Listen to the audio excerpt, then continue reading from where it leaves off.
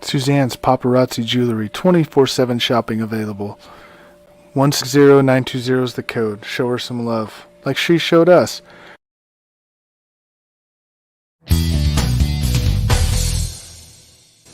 K&A Custom Crafts on Facebook. Hey, what's going on, everybody? Welcome to the Coast to Coast Entertainment Network. That's right, we are back. I am Ace, and this is my boy Trey, and we are back with another episode of Speak Out. Sorry we took a 2-week hiatus here. You know, it's 4th of July weekend, and last week we had some stuff going on. But we're back. We're back, and that's right, we're back here to talk about all the latest NBA news and some hot topics from around the NBA world. Trey, how you doing tonight, my man? I'm doing fantastic. I'm glad to be back. Got my brain refreshed. Been a busy summer. I thought summer was going to slow down for me, but it's been the total opposite. But, man, I'm excited and I'm happy, man. These NBA finals have been a blast to watch. We got a series. No Suns in 4, no Bucks in 5. It's a fantastic series, and we'll talk a little bit later. But, man, I'm just happy to be back and talking sports. Oh, man, I am so glad you're back with me here. We can sit here and we can talk about this awesome NBA Finals. And actually, to start out with, I don't know if you actually saw this, but before we were coming on, and I was going to actually send this to you and say, hey, man, this is something that we should even talk about. But right before we went on, I actually read a little thing that said this year the NBA Finals are up by 34% viewership than last year. What is your thoughts on that? Well, 2 things come to mind. Last year was the bubble. They took a suspended season, and then it was all the protesting and everything. And it was the middle of July 31st when they restarted the season. And so it's like, man, people are already doing vacation, doing their own thing. They weren't really into the NBA. They're worried about COVID. And this year, I mean, it's a little bit like, all right, we're going back to normal. Fans are back. And I think it has a little bit to do with no LeBron James in the finals or in the playoffs. Because I think every series has gotten better and better and better. So I think it's a little bit of both. But, man, it's just whenever they just play basketball and don't bring things into it and just play, it is amazing how much people watch and how great this series is. I mean, everybody wants to watch Chris Paul get a ring or Giannis get a ring. So whoever wins is going to have a storyline, right? So it's making good talent. I'm just glad we have a good series. I'm glad the Bucks evened it out last night. It was kind of sketchy there for a little bit. But, yeah, I just think that honestly, LeBron James, I think everyone's tired of him. I think they need a new face in the league, and I think they got it with a couple of young stars right now. You have Giannis. Giannis is one of the good guys in the league. Everyone loves Giannis. Chris Middleton, never a bad thing to say about Chris Middleton. Booker's a rising star in this league. Cameron Payne, a lot of good storylines in this series, so I think everyone's intrigued by it. I think that they're doing a very good job of everything that they're doing in these playoffs, especially without LeBron James. It just proves that if you listen to your fans, it's amazing how much your viewership goes up a little bit. But I still think it's down from 2019 when the Warriors and Raptors played and everything. But it's a step up, at least not going down the wrong direction. So at least getting some things right. I mean, yeah, it's definitely not there to where it was in 2019, but it's definitely back up since last year, and that is definitely a step in the right direction. Now, I was going to leave a comment when I saw that, but I figured the comment I was going to leave, I was going to get quite a bit of backlash because I was going to go on there and say, well, why do you think the viewership is up? I was going to say it, but I knew that if I did, man, I was going to get some backlash. I knew that. And it was because from the people who posted it, who are LeBron James lovers. And so I immediately knew if I said it, boom, there was going to be so much backlash, I would never hear the end of it. I mean, you're right. I mean, these LeBron lovers, yeah, LeBron, like it was the same thing with me with Kobe. Kobe was my favorite player of all time, but you can kind of feel when he was getting old, when he tore his Achilles, like, all right, he's not the face of the NBA anymore. He's not. Everyone said it was LeBron. It was still Kobe. People loved Kobe back in the day. You just see that LeBron James is not the same player. Is he still a great talent in the NBA? Yes. Is he the best player in the NBA right now? No. He's coming up into his 19th season. And injuries are he got in. The only thing that saved him last year is that they had a 6-month hiatus. I don't care what other people say. People know who I'm talking about if you watch Sports Network here on the Facebook. That 6-month hiatus kept AD healthy. It got LeBron James healthy. It got a rest. And now you see with a shortened season, he has an injury. And now when you get older, injuries are not easier to come back from. And it's starting to get time where the NBA, and I hope the NBA is seeing, especially Adam Silver, is saying, man, we got a lot of good young talent here. We can market any of these guys like Luka Doncic, Devin Booker, Trae Young. The list goes on and on and on. Tatum. I mean, so much talent. I don't think we've had this much great young talent at one time. Maybe back in Jordan era, maybe back in the day, but not really if you go back to this draft class. But man, I just think the NBA has never been set up so perfectly, and I hope the NBA doesn't ruin it. They need to get value with LeBron. Let LeBron James have his little Space Jam thing, whatever. Yeah, but you know what? Before we go too far into detail with that, how about we go ahead and jump into our, because I know I kind of threw us a little bit off guard about talking about our the viewership at the very beginning, because I didn't throw that out to you, so it's kind of a curveball. But anyway, so we go ahead and we jump into our first topic of the night, which is simply, what are your thoughts so far on these NBA Finals? Because for me personally, I actually didn't think that the Milwaukee Bucks had a chance, but they've shown me in games 3 and 4 that they might have a little something right now. And so are they going to win it? Probably not. Can they take it to 7? Maybe. I mean, from what I've seen in games 3 and 4, they could potentially take it to 7 games. So Trey, so far from what you've seen, what are your current thoughts on so far on the NBA Finals? Oh, it's been a blast. If you take away game 1, I mean, game 2, 3, and 4, they've been a fantastic watch all series long. I think they did again exactly what the NBA needed. I think the willpower of the Bucks, the strength, the power, they don't have the speed. They're just overpowering Phoenix right now, and putting Drew Holiday on Chris Paul actually is helping the Bucks. The Bucks just need – Giannis is going to get his. He's going to put up his numbers. Giannis is going to get you 30, 40. He only got 26 last night, but he didn't need to because Chris Middleton finally came alive and became that closer that the Bucks needed, because Giannis cannot be your closer. I had the Suns in 6, and I still have the Suns in 6. But man, it's starting to shape out where I think it might be the Bucks in 7. I'm starting to feel that way a little bit. It depends on Chris Paul, man. He looked horrible last night. He looked old. Last night. Putting Drew Holiday on him. Drew Holiday 6'4", 207 pounds, and Chris Paul's barely 6 foot and 170 pounds soaking wet. They need another score. You saw last night when the time got only one team. The Suns were only having one player score, and that was Devin Booker. But he got into foul trouble, which he should have fouled out in that last layup. I don't know what the heck the NBA refs were even looking at last night. But Giannis is going to get his, and the Bucks just need 1 or 2 scorers for their team to help Giannis out. And if you have Giannis it's like the Miami Heat back in 2012, 13, if you say. Have LeBron James carry the load for the first 3 quarters. And then you have your closer in Dwayne Wade. We're kind of seeing that with the Bucks right now. You're starting to see Giannis is carrying this team, and then Chris Middleton is your closer. Chris Middleton, this guy's not getting any love, and I don't understand it. Maybe because he's so quiet or whatever the case may be, but this guy is a bona fide stud. He can shoot the ball better than anyone out there. He can light you up from 3. He can drive the paint. He can draw a foul. He's also a pretty good defender as well. I just think that we just don't see it consistently enough with Middleton. So for the Bucks to win the series, they're going to have either Drew Holiday or Middleton help out, or have another score from somewhere else have a great game, because we know what the Suns are going to bring. Booker's going to score, and then going back home, Cam Johnson's going to heat it up from 3-point land. He's a great shooter. Aiden's not going to have another bad game. That crowd's going to be wild in Phoenix.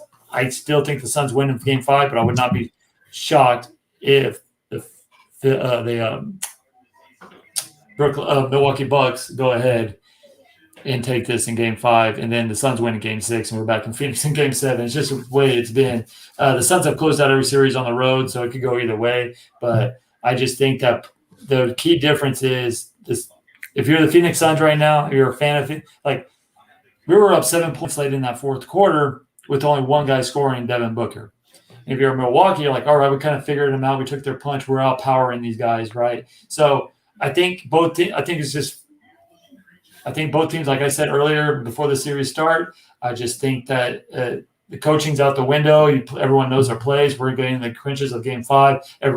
So whoever executes more and whoever has the most stop or plays the most defense in the fourth quarter is going to win this series. And right now, I'm hinging on the Phoenix Suns, but I would not be shocked if the Milwaukee Bucks win this in 6 or 7.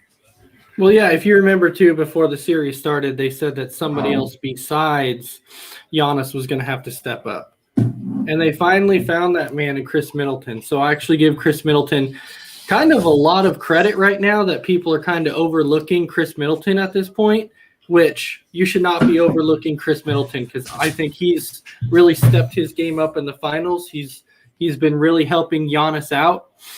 But now we look at the Suns side, and I'll tell you, somebody on the Phoenix Suns that has been absolutely on fire, especially from the three-point range, has been Jay Crowder. I mean, he has just been absolutely lighting it up from the three-point range. I give that dude credit, man. Like, last series he played, he was kind of up and down. This series, it's like he can't miss a three. He's been absolutely just lighting it up. Now, with this series, though, I will say this Bucks and Suns series, I'm glad it's actually like this. Because when it started, I seriously thought that the Suns were just going to run away with it. I really did. I thought there was no way that the Bucks had any shot to keep up with the Suns. But with what the Bucks are showing right now, they actually have a shot to keep up with the Suns, not only keep up with them, but potentially, like you said, potentially beat them at 7. I don't see it, but at least they're having that shot to keep up with them. We'll go back to your Crowder point a little bit right there.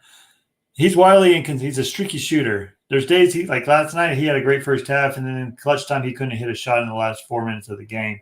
He starts getting these little when he starts getting in foul trouble and starts flopping everywhere and he cries about every foul, his mindset goes bananas. But yeah, if he's hitting threes, then yes, this team is going to win the series. But I'm telling you, it's going to come down.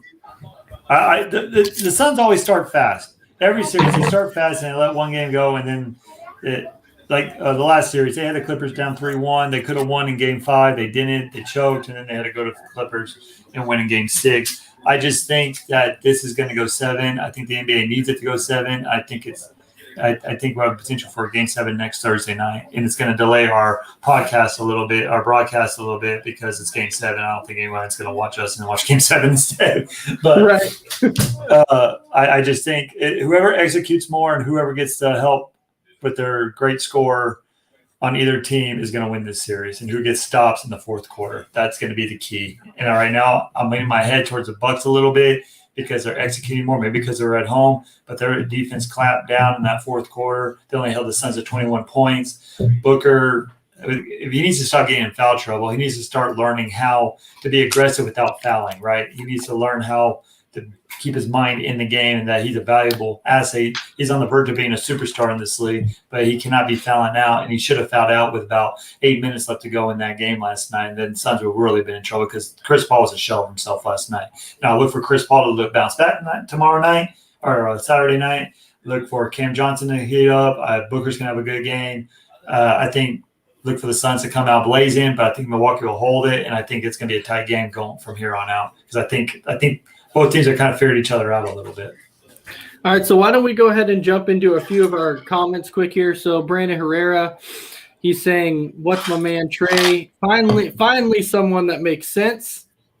And then he also says, "Space Jam 2 looks to be a bust."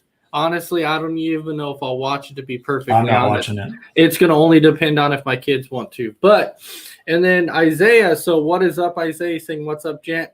And then he's also saying that Crowder is so underrated. And you know what? He kind of is. I didn't think that he could shoot the three ball like he does, but when the dude's on, he's money. Like that's the thing with Crowder. Well, see, going to Isaiah's comment, why he's so underrated is because he is underrated. You don't know what you're going to get. What was it? Game 2, game 3? Game 3, he had 0 points. He had no points. I mean, you're going to get that from Jay Crowder. You're going to get games where he has 0 points, and you have games where he's going to hit 6 straight threes in the first half. You don't know what Jay Crowder you're going to get. When he's on, he's on. This Phoenix Suns team's unstoppable when he's on. But when he's off, the Suns team's in trouble. They need more scoring. All right, and then he says, glad it's a great series. We needed that. Nobody wanted a sweep or a gentleman sweep. Absolutely, because I'll tell you right now, if the Suns win up 3-0 in the series, I think you would definitely see the viewership take a nosedive because nobody wanted a sweep. Nobody wants to come out and watch that. It's not any fun when you come out and watch a sweep in the NBA Finals. You're expecting a good series. That's what you wanted. And we're finally getting it. That's definitely what we wanted. And so Isaiah is also saying, fellas, what do you guys think of the Lakers trying to find ways to bring back? All right, we will jump into that right in a little bit. I'm not going to jump into that yet. And then Isaiah is saying, who is the Finals MVP in your opinion so far? Well, you got to look at both teams. So if you're going to look at both teams, because you don't know who's going to win it. But if you look at the Phoenix side, it's got to be Devin Booker. With the way that Devin Booker's played, especially offensively, it's got to be Devin Booker. But when you look at Milwaukee, it's close. You have to look at Giannis, or you even have to throw Middleton in there because Middleton's played really well too. So what do you think, Trey? Yeah, well, if you would have asked me after game 2 this question, I would have said easily Chris Paul because of the way he was playing. But after the last 2 games, Chris Paul has been a shell of himself. Devin Booker had 10 points in game 3. So that kind of hurt him a little bit. Then he came back and scored 40 points almost in the third, in 3 quarters. But right now, yeah, I would give it to Devin Booker with the Phoenix Suns. There's no one else I would even think. Now, if Chris Paul comes out and beats guns blazing and scores 2 40-point games, and I think you might give it to Chris Paul. But if Devin Booker shoots horrible from the field like he's had been doing besides last night, you have Chris Paul have a chance. But right now, I'll give it to Devin Booker. And right now it's Giannis because Giannis carried him in game 3. Middleton came alive in game 4. Middleton, and then Jrue Holiday's defensive side as well helped him out a little bit. Right now I'm leaning Giannis. It's going to be Giannis, but if Chris Middleton if he closes his games out in the way he's shooting the ball these next 2 or close 3 games, how many more games they have left, I would give it to Chris Middleton. But everyone knows it's going to be Giannis Antetokounmpo. Everyone loves this guy. He's one of the nicest guys in the league, and I think the writers are going to give it to Giannis. Well, that's where I kind of think, kind of backtracking on that here for a second, because we kind of been talking about the finals a little bit, and you're talking about how everybody loves Giannis. Well, I'm going to say yes and no on that because you got to think, though, too. He kind of gets that James Harden effect in the playoffs to where and what I mean by that is every year the Bucks lose in the playoffs. And even when he was voted MVP, everyone's like, yeah, he's good, but he's a choker in the playoffs. And so that's why I brought up the topic of, is it finally time for people to start giving Giannis credit? Is it finally time to look at Giannis and be like, you know what? People need to start giving him credit because he's finally made it. And he made it, and they made it past the Brooklyn Nets, which everybody thought that the Nets were going to be in the finals. And they were able to beat the Nets. So is it time for people to give Giannis credit? I think they should give Giannis credit a long time ago. It's been 2 playoff series that he got bounced off in the semifinals. He finally had a good team.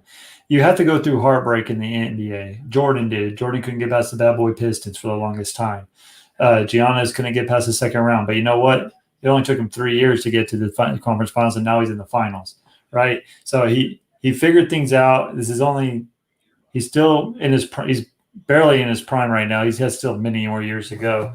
And with James Harden to that effect, where you're comparing him to, people are comparing him to James Harden. James Harden's had ever since he's been in Houston, he's had many years where he's been the best scorer in the league or whatever. This game he just runs out of gas and he doesn't know how to pace himself. Giannis goes hard every single night, and he just had the good shooters around him in the past 2 series to help him cross. And finally, this year they got the great scorers and Forbes. They got who's that one guy, that little short guy? I forgot his freaking name. Anyway, he had a big shot last night in the closing minutes of that game. And then you have Middleton. Middleton didn't show up either. He had no help. Middleton, the last 2 playoff series. Sorry, are you talking about Jeff Teague? No, not Jeff Teague. He's a little little white. He played great last. I forgot his freaking name. It starts with a B, I think. Sorry, guys, I'm tired. If you know the name, comment please, because he played a hell of a game last night. But you also got to remember, that's why Milton was getting underrated too, because Milton was disappearing act in the playoffs. He was a no-show. Giannis was carrying this team every playoff game, where James Harden, on the other hand, when Chris Paul went out, this team went 0 for 27, and all he did was keep shooting threes and keep shooting threes. James Harden's game, Giannis has figured out how the NBA refs play regular season and playoffs. He's figured it out this play. He still goes hard to the rim. He still does it. He doesn't look for a foul. He still finishes at the rim with the foul. James Harden always looked for a foul and always cried and always fell down at three-point line. Giannis is sticking true to what his game is. He's not living at the three-point line anymore. Even though he's not a great free throw shooter, he's not afraid of the moment, unlike Ben Simmons. He still wants to go up there. He still wants to make things happen. His free throw shooting's gotten a little bit better in this playoffs and the finals. So I think Giannis has got, like, if it would have been 3 or 4 more years of the Giannis Antetokounmpo not making the Eastern Conference Finals or even the finals, then yes, I would start giving some slack or giving some grief. But right now, I mean, it's only 2 seasons. I mean, he finally got over that hump. Everybody goes through it. The Spurs had to go through it. The Warriors had to go through it. Everyone just had to go through it. Now they're finally there. And now the Suns, who got the luckiest breaks in the whole wide world, they didn't have to play a lot of players against the start. They didn't have to face Kawhi Leonard and Jamal Murray and everything. They got there. Now they're facing a fully healthy squad, and they kind of have their hands tied a little bit. So I just think that I think everyone was just over, because we're in a knee-jerk reaction right now of everyone has to be good. All right, it takes time. It takes time. You have to go through some heartbreaks. You have to go and you got to learn. And that's what Giannis is doing, and everyone should be appreciative of this guy basically almost tore his ACL. He would have been out 2 weeks. Anybody else would have been out 2 weeks, a month and a half. He came back in 5 days and still scored 20, and now he's scoring 40, averaging 31 points, 15 rebounds, and 6 assists a game. This guy's playing phenomenal. This guy's a stud. He's proven why he's an MVP, and everyone should give him this credit. Yeah, no, I completely it's to me, though, I agree with you on that. I just know that, the little bit of ramblings from the last 2 seasons that people have been talking down on Giannis because of the simple fact that, he's losing the playoffs. He can't get it to the big game. But last year he was also hurt too. If you remember, he missed multiple games because of injury. So you can't really knock a guy on that. But then when you go to James Harden, James Harden has had multiple chances. And I completely agree with you on that. I'm not denying that in any way. I'm just saying it's time for people to give Giannis credit, because the guy is a lot better than maybe people think, or that he can. I'm not going to say he's carrying this team, because he's not. Chris Middleton has gotten a heck of a lot better. They've actually had more people to be able to step up and actually help Giannis. The one thing that I will give them a lot of credit for, especially this year, is that last year with the moves they made coming into this year, I didn't think that they got better. A lot of people said they did, but when I was looking at that, I'm like, no, I didn't feel it. I didn't feel like they did. Maybe you don't feel the same way. But at first, I was like, nope, this team is not going to be better than they were last year. I feel like they got worse because, they still had Brooks Lopez. They still had Chris Middleton. But you know what? They've shown that they actually have improved. Well, I thought they got better on the starting 5. Okay. Remember they lost a lot. What kept the Bucks the best record in the NBA the last two seasons was their depth, right? And so they got rid of a lot of their depth, and they basically went to an 8-man rotation. 7-man rotation, which is all you need in the NBA playoffs. So they finally got smart on that aspect. It's like, okay, we don't need a pressure of death unless you're like the Golden State Warriors back in the day, whenever all these players were rotating in and out and everyone can shoot the ball. But they finally figured out we just need shooters around Giannis Antetokounmpo, and they finally figured it out. We don't, because the playoffs is not back-to-back nights. You have some days you have 3 days off, some days you have just a day off, but you have rest in between that so you can rest these players. And they finally figured it out, and they finally put their great team around them. So it was just a coming up thing. And then, they finished third in the Eastern Conference, but I just think that they did. I just see it in action because everyone relied on their depth, and now you're seeing it come to tuition that how great these shooters are for Giannis and how it's made him a lot better this year in the playoffs. All right, so now we'll jump into our next topic, which actually comes to now we'll talk about I'm trying to think about mixing it up a little bit here instead of going later on because we're still talking about the Bucks and the Suns. So I figured that the next topic we would talk about right now, since we're on the topic of Bucks and Suns, who means more? Is it Giannis or is it indeed Devin Booker? Which means more to their team? And Trey, what do you think? Oh, dang. Well, dang. It's kind of a hard one. I would say Booker means more to the Suns. Oh, wow. The reason I say that is because we saw Giannis out for the last 2 games of the Brooklyn Nets series.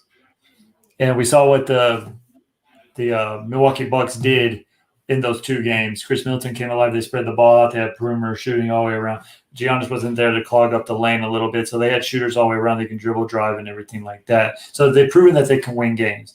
Booker hasn't missing. I mean, take last night for an example. If Booker wasn't scoring that game's a 30-point blowout.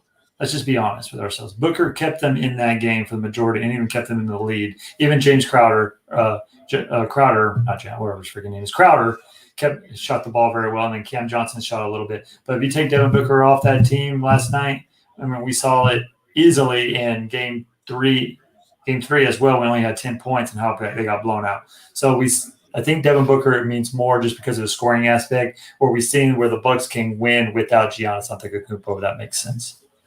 I was actually shocked that you went that way. I seriously didn't know that you were going to go with Devin Booker. I thought that you were going to go with Giannis, and the only reason I thought you were going to go with Giannis is because of something you just said, that their starting 5 got better, but they're not as deep.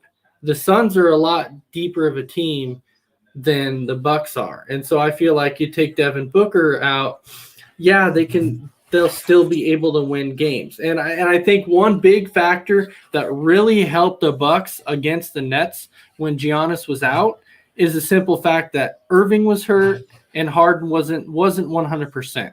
So 2 of their top players were out, and the Nets really weren't even really that deep of a team to begin with also.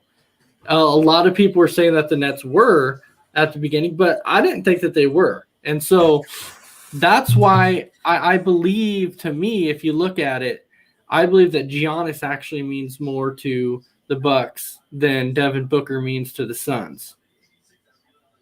I mean, yeah, I totally see that point, but at the same time, we've seen the Bucks win without Giannis, and they actually look better without Giannis.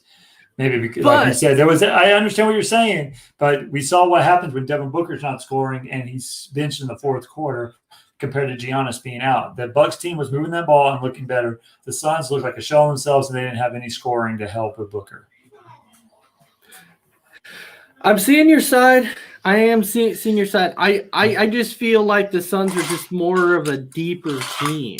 And so you're right. You're right about that. But at the same time, we've seen it. I've seen the Bucks win games, even in the regular season. Take Devin Booker out. That's a lot of your scoring going out the window.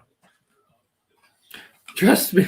Yeah, because it's just like you said with the Suns. In game 4, he put up 40 plus, and you take that away, and it's like a massive blowout. I mean, just a massive blowout. The Bucks just run away with it. But let's hit on a few comments here. we have quick. So Casey King is saying, "Good evening, guys. Hello, Casey King. I hope it's going well." He said, "Don't bring back Lonzo Ball. Lakers don't need that drama from his family back in the organization." So it seems like people really, really want to talk about Lonzo Ball because it's the second time that this topic has been brought up. So Trey, with you being the Lakers fan here, What the? sorry, I know. I'm just saying, with you being the Lakers fan, I know you're not a LeBron fan, but I want to know. Do you think it's the right move if the Lakers decide to bring back Lonzo Ball? Oh man, I see where Laker fans want to bring him back, right? Because they don't have a point guard. Devin Schroeder was a shell of himself. He ain't gonna get $100 million. If someone pays him $100 million, yeah, good luck. I don't give a crap. Your team doesn't deserve the win. Lonzo Ball has proven going away from LA, getting away from everything from LA. He's proven that he's capable on that all-star verge a little bit. He's worked on his three-point shot. He's gotten better at that. He can run an offense. He's a great passer. He can take a load off LeBron James being a facilitator and everything, having LeBron James post up or something and give him the ball. I see that. But if you're the Lakers, you need more scoring depth. You need more because you can't count on AD to be there because LeBron James is getting older than two. I don't think you're going to see the same LeBron James anymore. So you need another great scorer, a point guard. That's why they're trying so hard to get Damian Lillard, which I still don't think that's a good fit for the Lakers as well. I just think that they need more scoring. But Lonzo Ball would not be a bad. I think that would be an upgrade for him, especially if he plays defense on the other side as well. He can basically take away your point guard. You don't have to double team your point guard whenever it brings up the ball at the court. So I just think that it helps him a little bit, but I still don't think it gets him over the edge. I think they still need some more scoring. I think that they need three-point shooting, and Lonzo Ball doesn't feel that need for me, but he does help that offense run. We saw it with Rajon Rondo when he was in the game. He was the orchestrator of that offense. He made people open. He got the ball moving. The ball was never sticking. And Lonzo Ball can do the exact same thing. But I just think that the Lakers need more scoring because you don't know what you're going to get out of Kyle Kuzma. If Anthony Davis is going to be healthy all year, LeBron James is playing his 19th season next year. I just don't see him being the facilitator. We saw in the playoffs this year, you don't see the same LeBron James as you have in the past. Father Time catches up with everybody. So I think they need more scoring and everything. But, yeah, it's a good start for the Lakers to get Lonzo Ball. The problem with the Lakers is they're money tied. They have no money. They have no assets either for anybody to want. Well, yeah, and that's the thing, though, too. That trade that people were talking about, they were talking about the Lakers making a trade. And a few trades that they brought up was they said that they should look over at the Pelicans. They should try and get Lonzo Ball. They should try and get Zion Williamson. And they said they should go after them both. And they should trade away KCP. And I believe that they had talked about Andre Drummond and I'm like, really? You wanna go after Zion Williamson and Lonzo? It's delusional Laker fans, man. It's like Dallas Cowboy fans. They think they're going to get everybody in the world to come to LA. They think that everyone's going to want to be a Laker. When in fact, if you get Zion Williamson, I can argue that team's going to be even worse than what it was this last year. Because we've proven with Drummond, all those big bodies, they do not fit. They need spacing. And clogging up the lane makes it easier for the defense to help out on other players and everything, especially we don't have outside shooting to worry about as much. So I think having Zion, basically the same player as LeBron James is right now, a younger version of LeBron. I'm not saying he's better than LeBron. Don't get that twisted. I'm just saying he's kind of the same player as LeBron, driving to the rim, blowing his way through, and getting layups that way, scoring that way. He's not a great three-point shooter, but he can hit the occasional three, just like LeBron James. But we saw with Drummond, AD, LeBron, those big bodies, all three just clogs up the lane and just makes it more easy for the defense to contribute to the defensive end and stop you on the offensive side. So I just don't. Laker fans think they're getting everybody. I think they're getting an all-star team every single year, and they're so delusional. I'm sorry, Laker fans. I mean, it's just the case. I'm a Yankee guy, and I think that every year the trade deadline, I think everyone's going to the Yankees, and it never happens. So, all right. Well, so Casey King is also thrown out there and saying Lakers should bring in Chris Paul on a short-term deal for a couple of years with an option, and that's actually one of our topics that we were going to actually talk about, which was the whole fact that what is going to happen with Chris Paul. Let's say the Suns win the NBA Finals, okay? I think a lot of people have the Suns winning it in 6. So let's say that the Suns win the NBA Finals. I'm telling you now, there's no way that the Suns are going to let Chris Paul leave. I don't see it. I mean, you're saving money. I mean, he's an older guy. Yeah, but there's no way. There's no way. I would sign. He deserves that $100 million contract, especially if they do win this series. But we've seen the last couple of games, he's looking old. He's looking every bit of 34 years or 36 years old. So he's going to sign with the Phoenix Suns. Let's put that to bed. He's not going anywhere. He's not going back to the Clippers. He's not going to go to the Lakers. Chris Paul's already stated that he wants money and he wants that long-term contract. And Phoenix Suns are basically going to give him $100 million for 3 years. So I think he's staying with Phoenix. Phoenix ain't going to let him go, like you said, Adam. I just don't see it happening. I think they'll try to run it back if they do win the series. So let's put I just don't see where else is he going to sign? I mean, the Lakers, yes, but he wants a long-term deal. I don't think he wants to play. He would love to stay in LA and play with LeBron James, I think.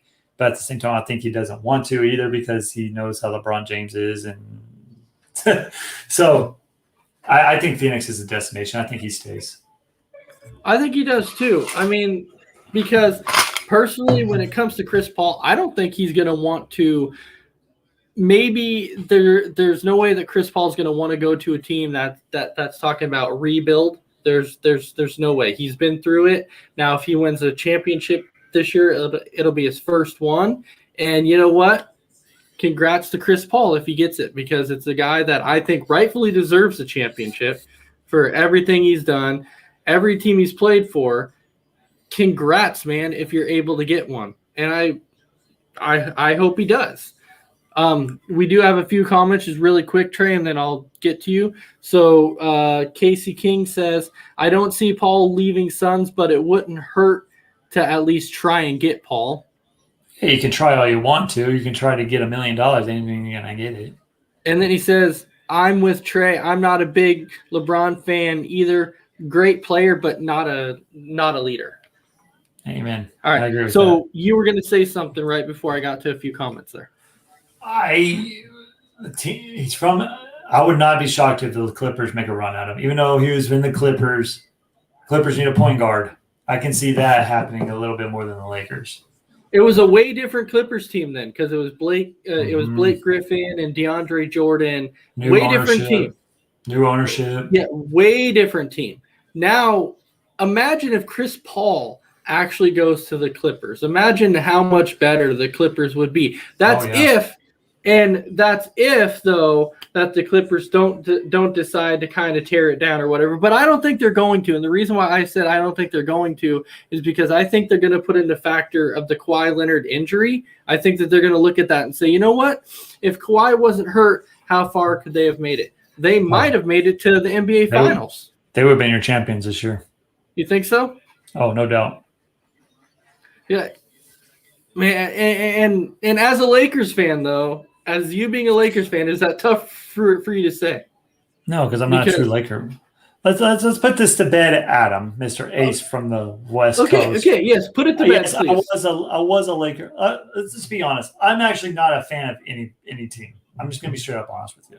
The reason I was a Laker fan is because I love Magic Johnson. I love Kobe Bryant. I love watching them play. They were my players. So whenever Kobe retired, I kind of started going to Steph Curry. I like the way Steph Curry transitioned the game and everything. I never liked LeBron James. And when he signed with the Lakers, I just don't have a team. I just watch basketball and I root for players, if that makes sense. I want this league to succeed. And I think with LeBron James being the leader of the team, I just don't see of the league. I think you see the ratings go down. And now that he's kind of puzzling a little bit, I'm starting to see the ratings go up a little bit. I think you're starting to see your young stars handle that. And I just want this league to succeed. And I'm more of a player guy. I root for players, but there are certain teams I do not like. I will say that. I don't like the Lakers right now. I can't stand LeBron James, and AD starting to get on my nerves a little bit. Kuzma gets on my nerves. I got mad when they signed the head coach. I just don't. I was a Kobe Bryant Laker fan. That's what I was, and basically that's all I ever was a fan. I just like rooting for certain players and trying to see them succeed. If that makes any sense. Well, no, that's fine. That's a way to clarify, because everybody's always mentioned how you were a Lakers fan. So I just always assumed that you were this Lakers fan. And so that's why every time I was like, oh, Trey, you being the Lakers fan, you go ahead and you talk about this. But now you're finally coming out saying, you know what? You're not really a Lakers fan. You were just more of a Kobe Bryant fan and Magic Johnson, which, you know what? I give props on that. So I'm completely okay with that. But anyways, so jumping back to this whole, Chris Paul thing, I really don't see him really going anywhere else. I can't because especially if he wins a ring this year, he's going to want to go back to the Phoenix Suns again and try and win another one. Well, you got to remember his family lives in LA, right? So he's not going anywhere in the East Coast. He's not going anywhere in the mid section of this, whatever. He's basically Phoenix, LA, that area, California, that area. So if you look at the teams in that area, you have Portland, not going there. You have Golden State, already have a point guard in Steph Curry, not going there. You see Lakers don't have no room, no money, and I don't think he wants to go to LA Lakers. Clippers make good sense for me, but will they have enough money, and will they blow the team up? That's to be seen. And then I think Phoenix Suns, it's only a 5-hour drive from Phoenix to LA, and then on plane it's like an hour, maybe 45 minutes. So I think Phoenix is his destination. I think he'll stay right where he is. Hey, I'm right on board with you. And I threw in another surprise topic for you. And Thanks. You know what? No, it's an easy one. And the only reason I did is because it involves, that's right, my Detroit Pistons. And the reason I'm throwing this in there is due to the simple fact that, everybody knows that the Pistons have the number 1 pick in the draft. A lot of people are saying, are they going to draft Cade Cunningham? Well, I'm saying when it comes to a guy like Cade Cunningham, you need to do it. But now there's a lot of speculations going around that they're in talks with Cleveland for Colin Sexton. And I'm looking at this going, you know what? I just knew that somehow Detroit was going to screw this up. And would I be okay with Colin Sexton? I mean, really, to give up the first overall pick for Colin Sexton? No. I mean, I don't think he's worth the first overall pick. Well, no, but you still get a top, like if they trade draft picks, right? Like they go flip them one. If they do that, yeah. Yeah, if they do, you're still getting a top tier player. I mean, you still have. I mean, there's another player in there, Murray. What's his name from Gonzaga? I think he should be the number one. He should be the number 1 draft. Honestly, I think he's better than Cade Cunningham. I think he should be the number 1 draft. I don't know about that, man. Oh, you kidding me? Cade Cunningham was in and out. I mean, yeah, he's a great scorer. He can bounce back. He's had bad first. But we saw what that kid from Gonzaga, remind me of his name. I'm drawing a blank. I'm very tired tonight. That point guard, he has proved under big lights in the NCAA tournament, carried Gonzaga, especially in the conference championship. He carried that team as a freshman, a true freshman. Carried that team and carried him to an undefeated season. Carried them all the way to the NCAA finals. This guy, yeah, he's not the scorer that Cade Cunningham is, but he's a scorer when he needs to be. He carries a team on the back. He's a leader. He does everything right. He plays defense. He plays with heart. He plays with hustle. That's why I think he's. I mean, if you don't get Cade Cunningham, it's not bad to get him as your point guard right there, either of your Detroit Pistons. Or put him with Sexton. Yeah, but I was just looking at that, and I'm like, to me, it's just so tough because we have that first overall pick, and I've been waiting for this for so long, and because we've sucked for so many years, but yet we haven't had that chance to have the first overall pick. And so finally, when we get it, I'm like, we're going to find a way to screw it up. And somehow, if we don't end up swapping picks like we technically should, if we get Colin Sexton, then we've done and screwed it up because there's no way you just get Colin Sexton for just the first overall pick. There's just no way. He's not even worth that. Well, I'm just going to put your mind at ease. It ain't going to happen. Now, a team that I will be looking forward to is the Houston Rockets. There's a little rumblings right there. They're going to trade with Houston. Just saying. If we trade with Houston, I would not mind. Oh, this is tough because there's actually a few players for Houston that I would not mind having. Okay, Woods is number one. He should come back. He should come back to Detroit. I don't even know why we decided not to re-sign him anyways. Like that to me, I'm like, that's just crazy. Because he's gonna be really good. Woods, and then of course John Wall's there. He's getting older. But John Wall can bring that veteran presence there also. So those are two guys that if you're going to trade with Houston, that's who you got to look at. But would John Wall want to go to Detroit? That's the thing. He wants to go win right away. Well, no, he wants to. Trust me. I completely understand that because nobody's going to want to be like, yeah, I'll go to Detroit because that's where I want to go because we know they're going to win. No, absolutely not. Trust me. I even know as a Pistons fan, I completely understand. Nobody's going to want to go to Detroit. That's the problem right now. We can't get anybody. Nobody wants to go there. And then when we actually start signing players, we decide to sign eight centers. And then we end up having to trade a whole bunch of them because we just don't have them. And it's crazy. We cannot get these big names to come and sign with Detroit. I know we have new management now, new front office. So maybe, we just extended Dwayne Casey. So maybe that might lure some people in, maybe just a little bit because Dwayne Casey was extended. He's not the world's best coach, but he's not horrible either. All I can say is, man, it's going to be a great NBA draft. It's going to be a great NBA offseason. I live for the NBA offseason, so I can't wait. I can't wait.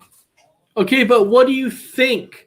What do you think Detroit's going to do? Do you think they're going to keep the number one overall pick, or do you think they're going to trade it? I think they keep the number one overall pick. Too much hype over Cade Cunningham. I think the fans would never let them see it. Let the management hear the end of it. If they do trade for Sexton, I think they keep it. I think it's just noise. I think it's just smoke. I just don't. I think they get Cade Cunningham. Now, the only reason I'm thinking if Cade Cunningham says, I don't want to go play for Detroit, that's like if that's behind the scenes, then yes, I can see it. But I think Cade Cunningham is going to be a Detroit Piston by the end of the draft.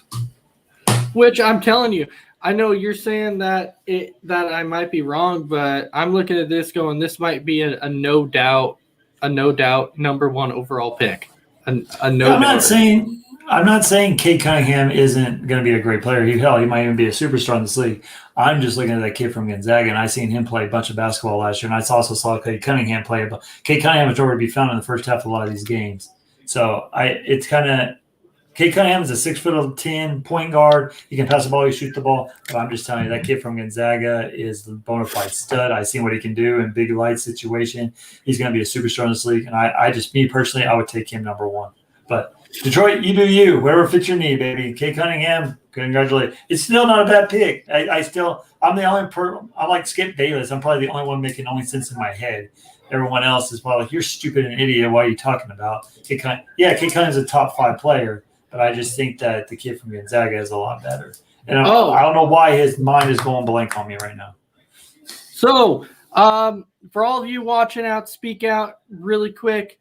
Sorry, I didn't want to get too far off topic, but I just received some breaking news. And this is not on the NBA side. This is on the MLB side. And the breaking news we have is that's right. The Atlanta Braves has acquired Jock Peterson from the Cubs. They have traded for Jock Peterson. Ooh, that makes Adam happy. That makes me completely happy because we just lost Ronald Acuna for the season with a torn ACL. Tough break for him. So going out and acquiring Jock Peterson, that's huge. That is huge. Yeah. That is, and I figured once Acuna got hurt, the first thing I said was, I was like, if we don't go out and make a move, we're dead in the water. And so this is like the first thing I'm like, yes, we're making a move. We're getting Jock Peterson. So thank you. So I just had to say that because that was breaking news. I have not seen yet who we traded for Jock Peterson. I hope it's nothing huge, which is weird because the Cubs are like not that far out when you think about it. They're really not that far out of first place. And so that's why it kind of it's kind of surprised me that we traded for him. Bryce Ball. For Bryce Ball. Okay, I am okay with that. I am definitely okay with that because we have Freddie Freeman. Freddie Freeman's not going anywhere for a while, so we still have plenty of time to draft another first baseman and make him better. So I'm completely okay with getting Jock Peterson to replace Ronald Acuna. So I didn't want to get too far off topic, but I just received that news and I was completely stoked about it, and I had to share it.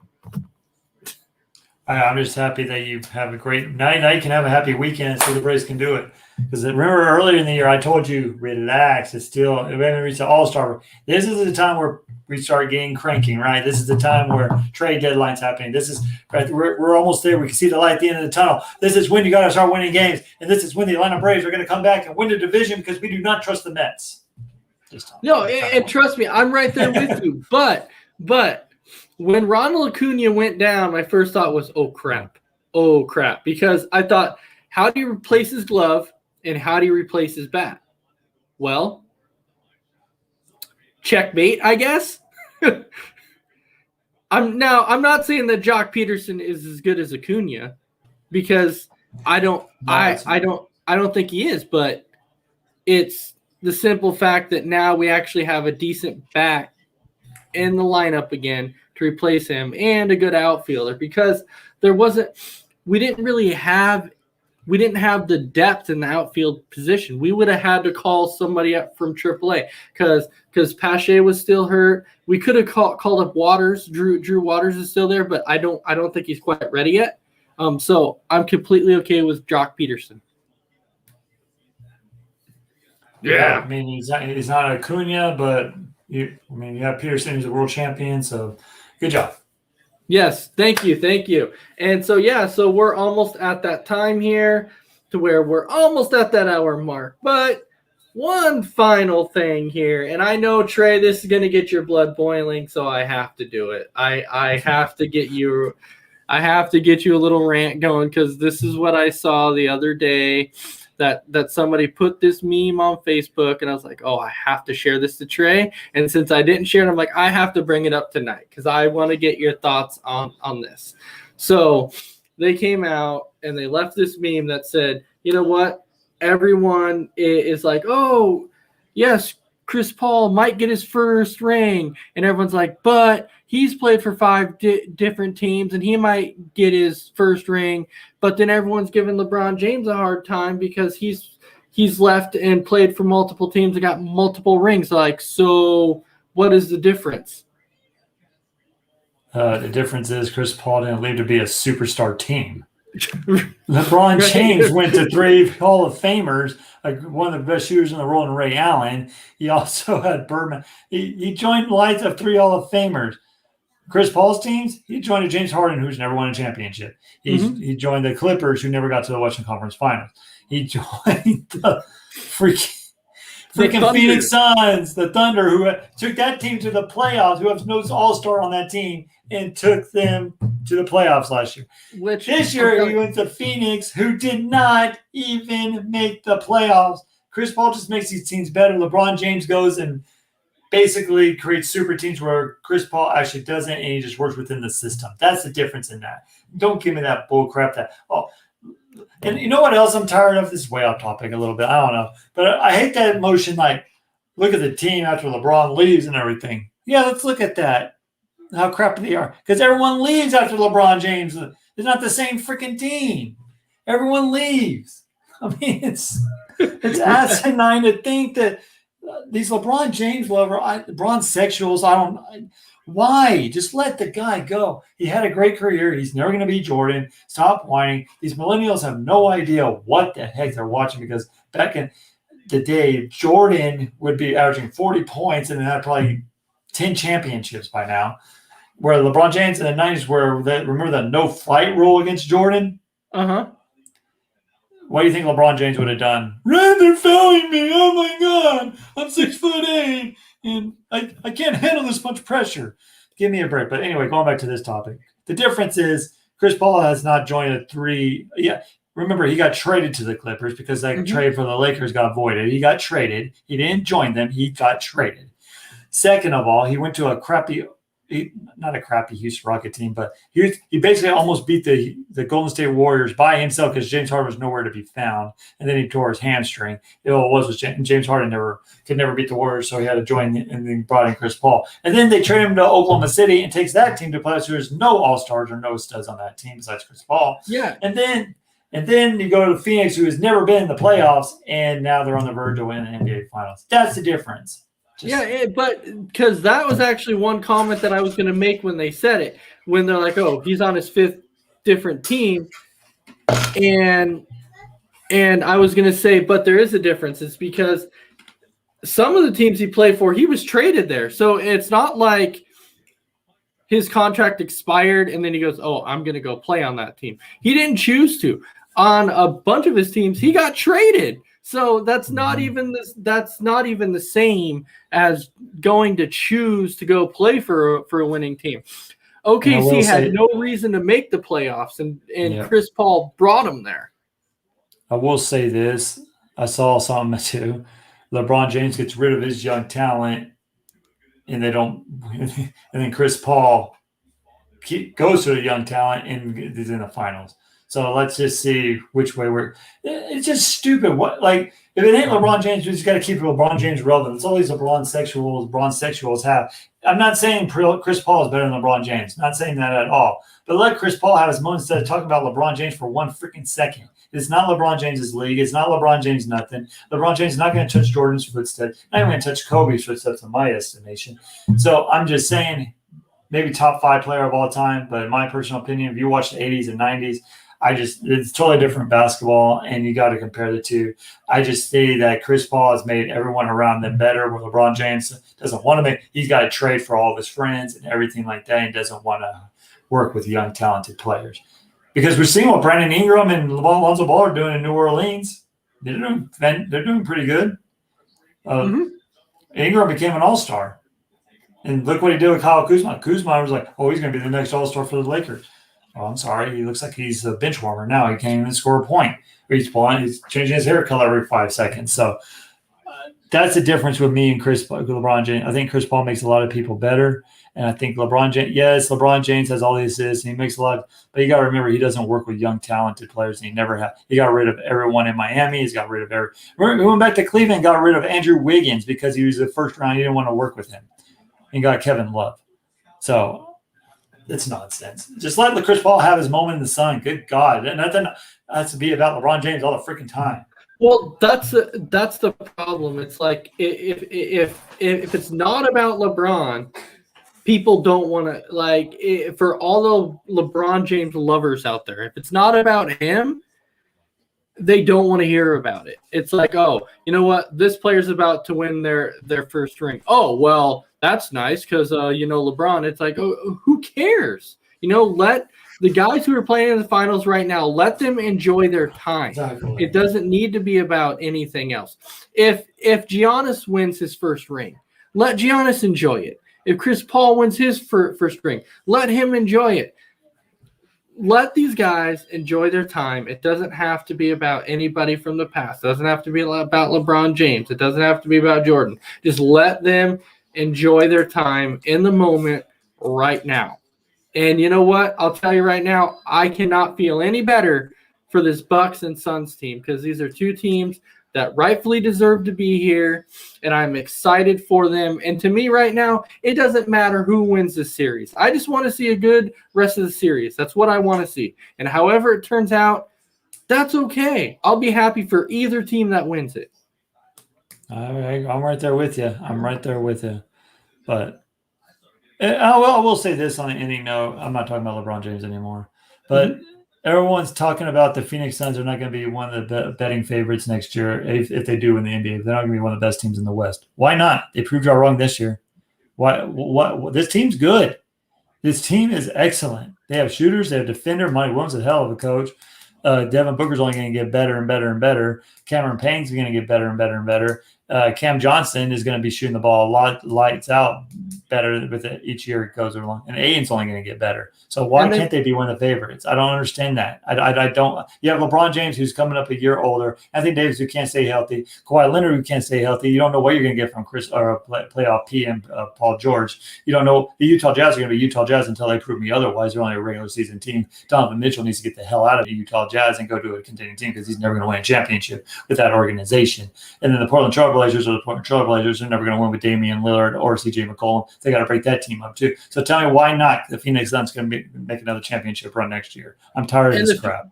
And the Phoenix Suns might get better because they might add more. You never know. Exactly. They might have more guys who be like, I want to go play there. And it might make their starting five even better. If they win a championship, I guarantee people are going to want to go play for Phoenix. And it's going to even make them a better team. So I don't know how you can say if the Phoenix Suns win it that people are like, oh, they're not going to be the same next year. Really? Really? Okay. Just give them credit. If they win it, let them enjoy it. Well, I will give them this. They did go through a lot of injuries with their opponents. I will give them that. Mm-hmm. But at the same time, it's not their fault. It's not their fault. Injuries are part of basketball. Injuries are part of basketball.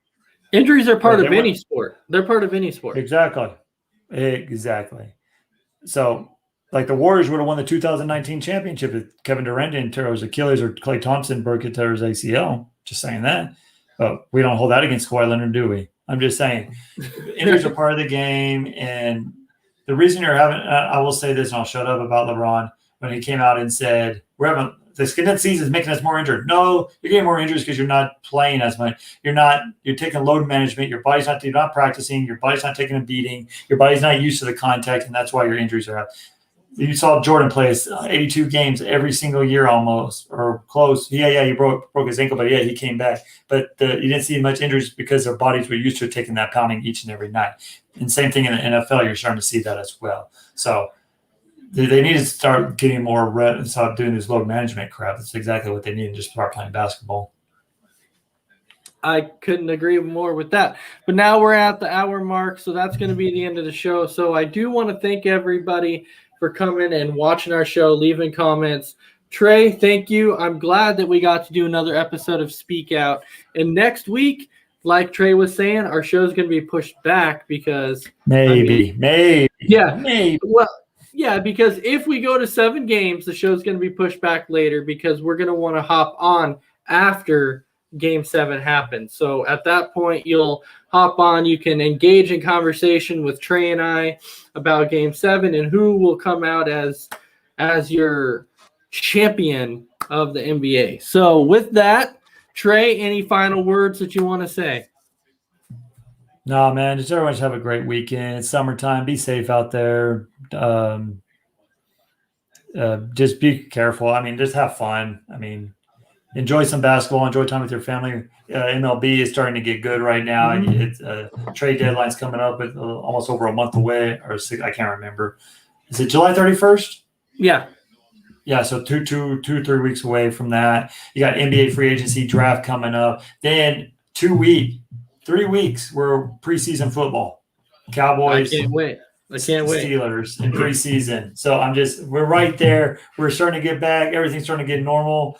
So everyone just go enjoy the weekend. Be safe out there and just have fun with your family. That's all I can say. And let's not forget that tomorrow night is going to be another episode of Roundtable. Hopefully one of these days, we'll be able to get Trey on the show.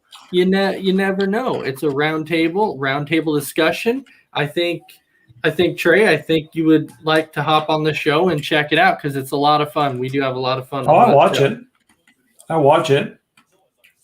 Yeah, I've just never been invited. Well, you're invited tomorrow.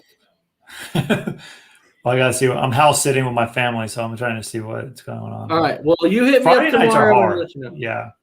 Well, you hit me up tomorrow. And let me know. Everyone on the network's like, "No, I'm tired of this guy. I don't can handle him for 1 week. He's horrible. Don't bring him on anymore." No, you got to be on more shows. But anyways, thank you for coming on tonight, Trey. It was a blast again. I always enjoy talking NBA with you. And, of course, as things happen, we're going to be talking about more topics, not just NBA, as seasons progress and everything else. Of course, when MLB playoffs come, we'll be talking about that. And then when NFL starts, we'll be talking about that. So we'll just be talking about any sport in general. And I want to thank Chris for being backstage here. We call him, that's right, we call him Chris P. Bacon. So thank you very much for that. And so everybody enjoy your night, and we will see you next week for another episode of Speak Out. Peace.